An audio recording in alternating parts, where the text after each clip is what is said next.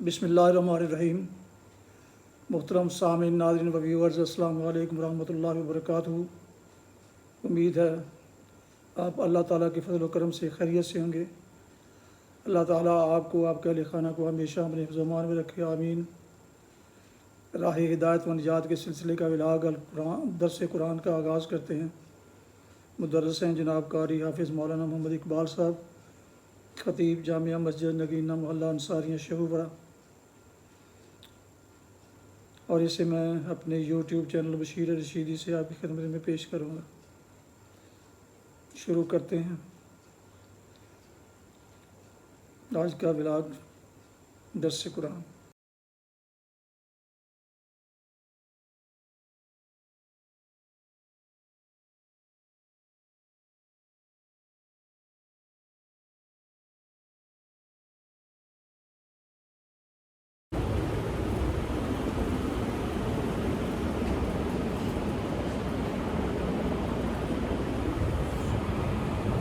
الحمدللہ وکفی والصلاة والسلام علی من لا نبی بعد، اما بعد فاعوذ باللہ من الشیطان الرجیم، بسم اللہ الرحمن الرحیم۔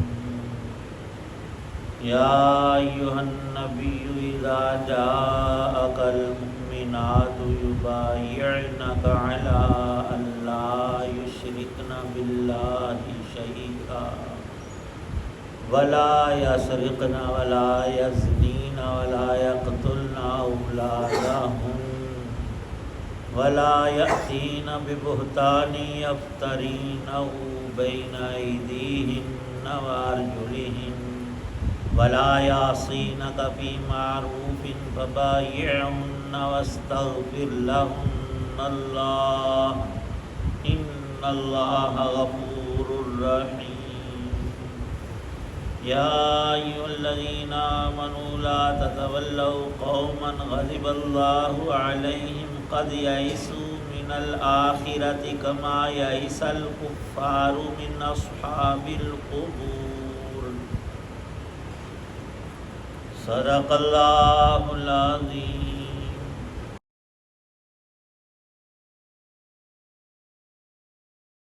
یا ایھا النبی، اے نبی علیہ الصلاۃ والسلام، جب تمہارے پاس مسلمان عورتیں اس بات پر بیعت کرنے کے لیے آئیں کہ وہ اللہ کے ساتھ کسی بھی چیز کو شریک نہیں مانیں گی اور چوری نہیں کریں گی اور زنا نہیں کریں گی اور اپنی اولاد کو قتل نہیں کریں گی اور نہ کوئی ایسا بہتان باندھیں گی جو انہوں نے اپنے ہاتھوں اور پاؤں کے درمیان گاڑ لیا ہو، اور نہ کسی بھلے کام میں تمہاری نافرمانی کریں گی، تو تم ان کو بیعت کر لیا کرو اور ان کے حق میں اللہ سے مغفرت کی دعا کیا کرو۔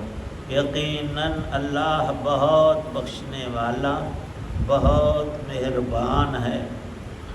اے ایمان والو، ان لوگوں کو دوست نہ بناؤ جن پر اللہ نے غضب فرمایا ہے۔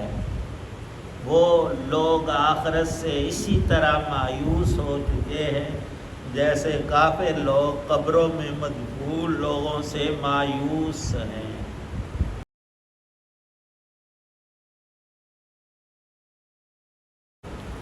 سورۃ الممتحنہ کی یہ آخری دو آیات ہیں، آیت 12 اور 13۔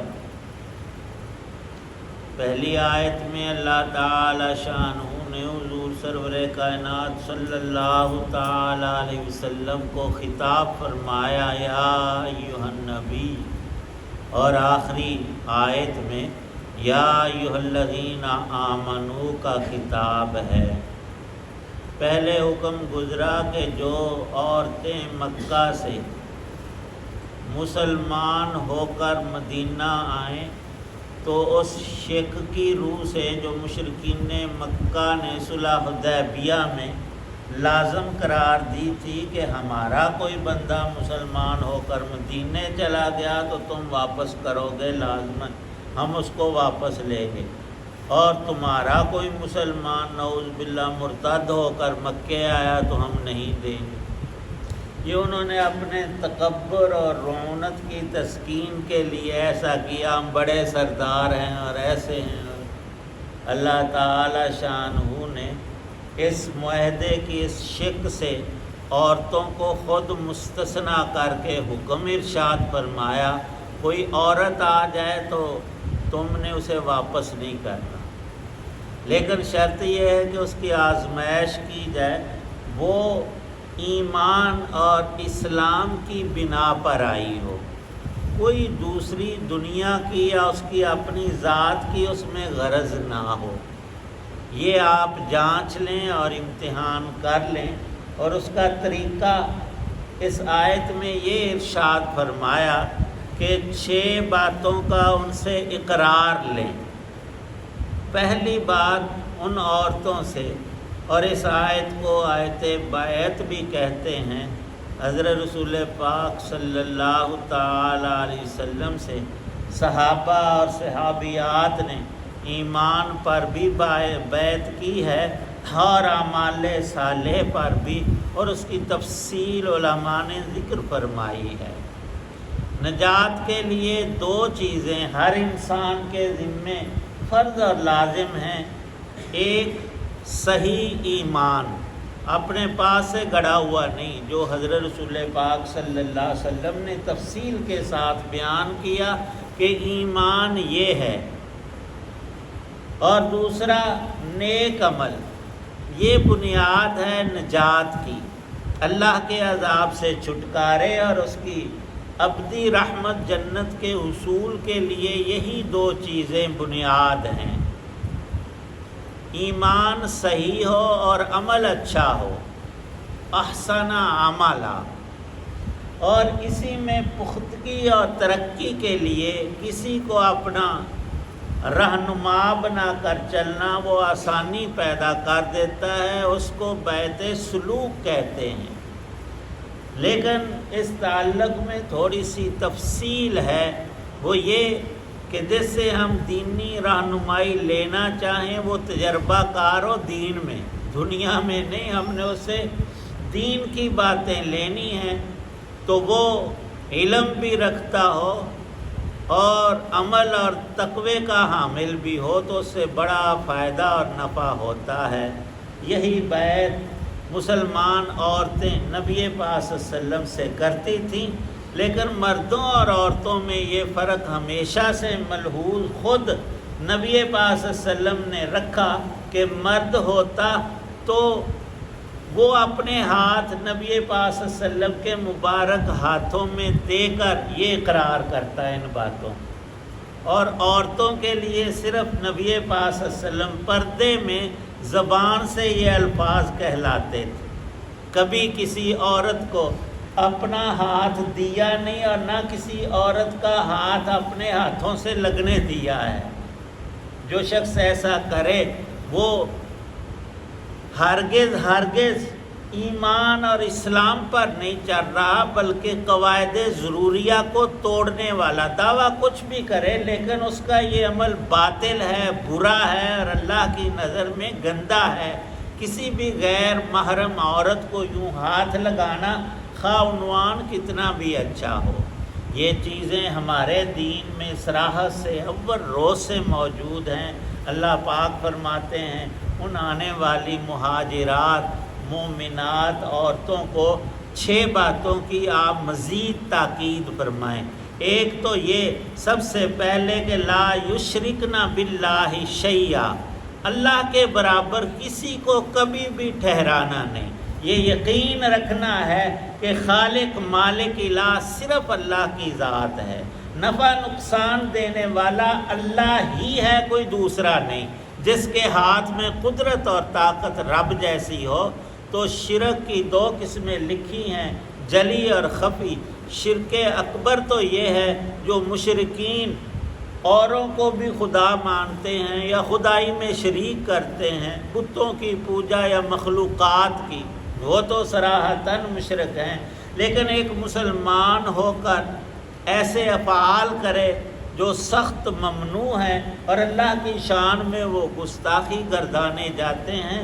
اللہ پاک نے صرف اپنے گھر کا طواف ضروری قرار دیا حج اور عمرے میں، اور جو مسلمان مکے جائے، اس کے علاوہ کسی چیز کا، کسی جگہ کا طواف کرنا ہماری شریعت میں ناجائز اور حرام ہے۔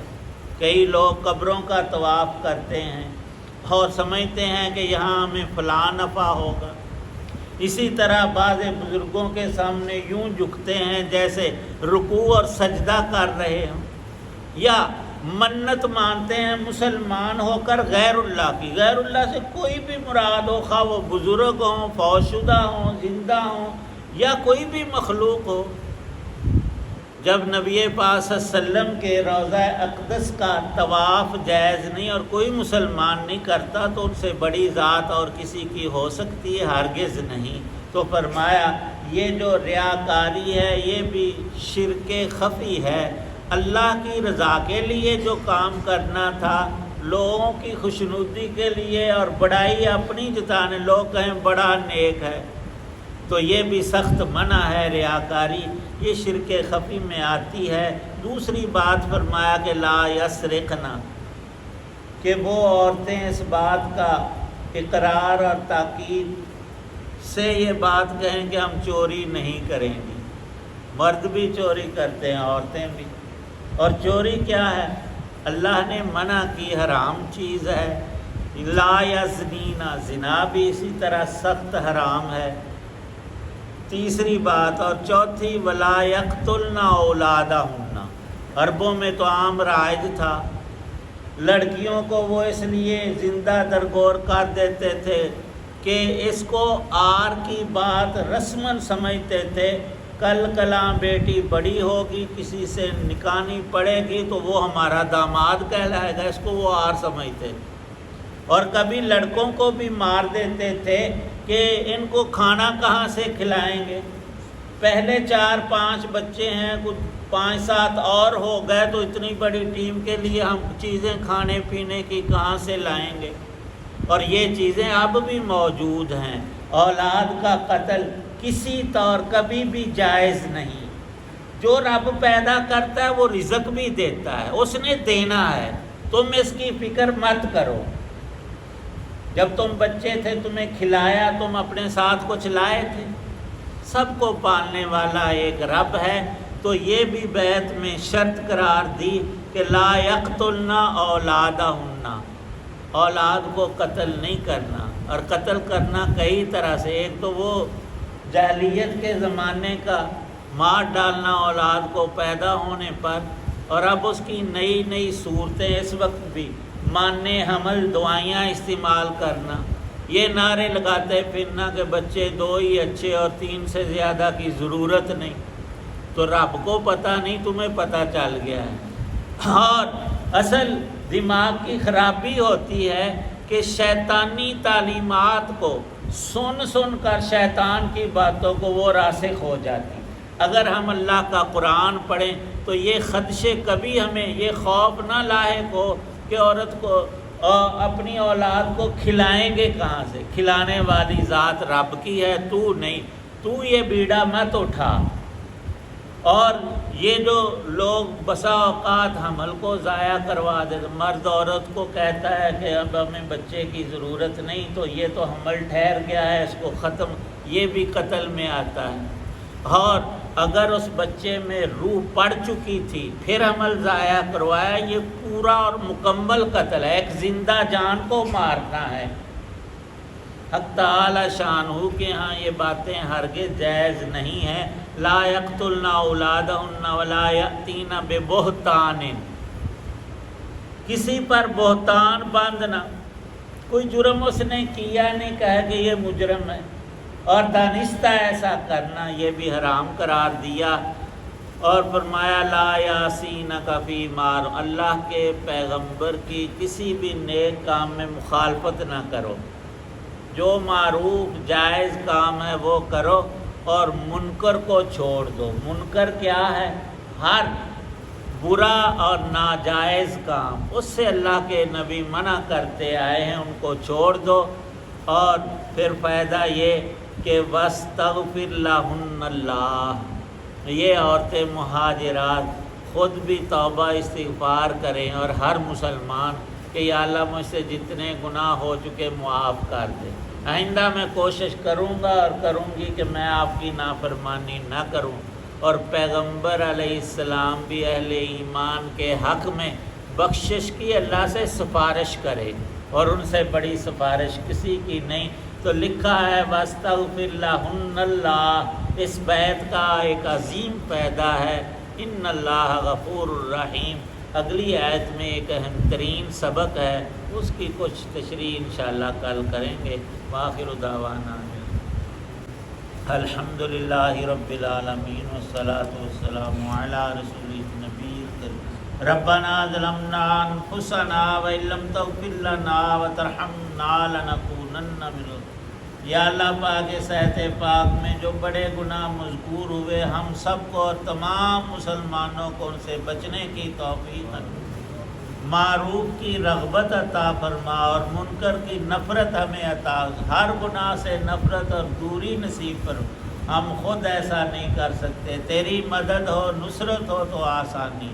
یا اللہ پاک نیکی کرنے میں ہمیں خود سے طاقت نہیں، تو عطا فرما، برائی سے بچنے کی قوت بھی ہمارے اندر نہیں۔ فرمایا نبی پاک صلی اللہ علیہ وسلم نے کہ جب دل چاہ رہا ہو گناہ کرنے کو اور نیکی میں سستی ہو، اللہ سے مدد یوں مانگو کہ لا حول ولا قوت الا باللہ۔ یہ عظیم ترین الفاظ فرمایا عرش کے خاص خزانے سے اللہ پاک نے مجھے دیے اور میں اپنی امت کو دے رہا ہوں۔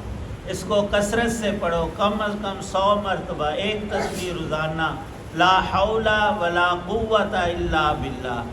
دل اور دماغ اور روح اور انسان کا باطن اس سے پاک اور صاف ہوتا ہے، اللہ کی طاقت دی ہوئی مدد اور نصرت ملتی ہے، گناہوں میں دشواری اور آڑ اللہ کی طرف سے آ جائے گی اور نیکی کو دل چاہے گا۔ اللہ پاک ہم سب کو نصیب فرمائیں، قرآن پاک کا نور عطا فرمائیں، پڑھنے سننے سمجھنے کی توفیق، اور اس نور کو ہمارے گھروں اور نسلوں میں اللہ پاک جاری اور ساری فرمائیں، اس فیض کو عام فرمائیں، ہم سب کو اس سے متمتع ہونے کی توفیق عنایت۔ یا اللہ پاک جتنے حضرات دعا میں موجود ہیں سب کی نیک دعاؤں کو قبول فرما، ہمارے والدین تمام اہل ایمان کی بخشش فرما، حسن خاتمہ نصیب فرمانا۔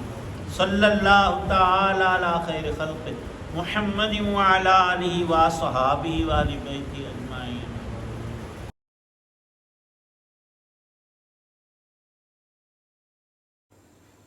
محترم ناظرین و سامعین، ویورز، ابھی آپ دیکھ رہے تھے اور سن رہے تھے راہ ہدایت و نجات کے سلسلے کا ولاگ درس قرآن۔ آج کے ولاگ میں، آج کے درس میں سورہ الممتحنہ کی آخری 2 آیات 11 اور 12 کی تلاوت ترجمہ تفسیر بیان کی گئی۔ مدرس تھے جناب مولانا محمد اقبال صاحب، اور اسے میں نے اپنے یوٹیوب چینل بشیر رشیدی سے آپ کی خدمت میں پیش کیا۔ یہ ولاگ روزانہ سلسلے کا تقریباً جو روحانی قرآنی ہونے کے علاوہ باعث برکت، باعث خیر اور باعث ثواب بھی ہوتا ہے، لہٰذا اگر آپ نے میرے اس چینل کو سبسکرائب نہیں کیا تو پلیز سبسکرائب کر لیں، دوستوں سے شیئر بھی کر لیں، اور بیل آئیکن کو پریس بھی کریں تاکہ آنے والے ایسے روحانی اور قرآنی ولاگ آپ تک اور دوستوں تک باقاعدہ اور بروقت پہنچتے رہیں۔ اللہ تعالیٰ آپ کا حامی و ناصر ہو، اللہ تعالیٰ آپ کو، آپ کے لکھانہ کو ہمیشہ اپنی حفظ و امان میں رکھے، آمین۔ اپنا بہت خیال رکھیے گا، اپنی دعاؤں میں پاک وطن، والدین، آبا و اجداد، دوستوں کے علاوہ اس ناچیز کو بھی ان میں شامل فرمائیں تو انتہائی شکر گزار ہوں گا۔ آج کا ولاگ ختم کرتا ہوں اس دعا کے ساتھ کہ آپ اور آپ کے لکھانہ جہاں بھی رہیں خوش رہیں، آباد رہیں، شاد باد رہیں، آمین۔ السلام علیکم ورحمۃ اللہ وبرکاتہ۔ پاکستان زندہ باد۔ اللہ حافظ۔